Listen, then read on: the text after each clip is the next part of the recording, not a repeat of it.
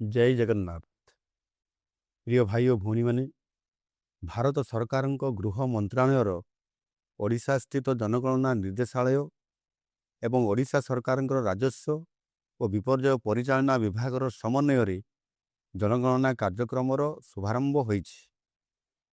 ओडिशार 30 जिल्लार जनगणनार प्रथम पर्यायर गृह गणना एवं गृह तालिका प्रस्तुति आगामी एप्रिल 16 तारिख आरंभ होगाकू जाउछि।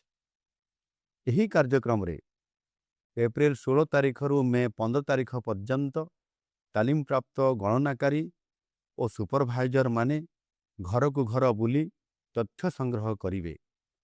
एहा पूर्वरु अप्रैल 1 तारिख रु अप्रैल 15 तारिख मध्यरात्रि पर्यंत जनगणना कार्यक्रम जारी रहिछि।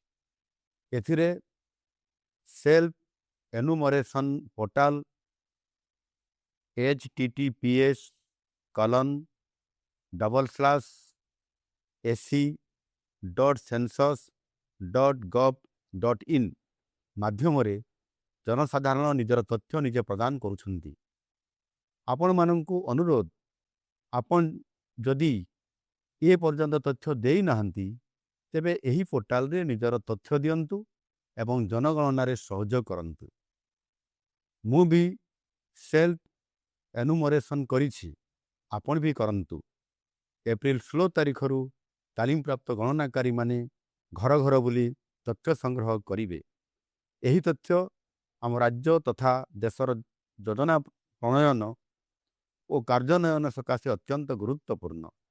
तेणु एही तथ्य प्रदान निमंते आपण माने समस्ते सहयोगर हाथ बढ़ाई एही कार्यक्रम को सफल करंतु। आम सरकार एही कार्यक्रम सकाशे समस्त प्रस्तुति करि सारिछंती।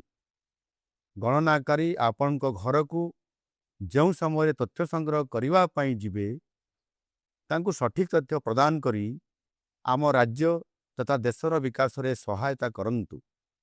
ओडिशा सरकार पक्षरु एही जातीय कार्यक्रम रो सफलता सकाशे आपण आंतरिक योगदान निमंते मु अनुरोध करुछि।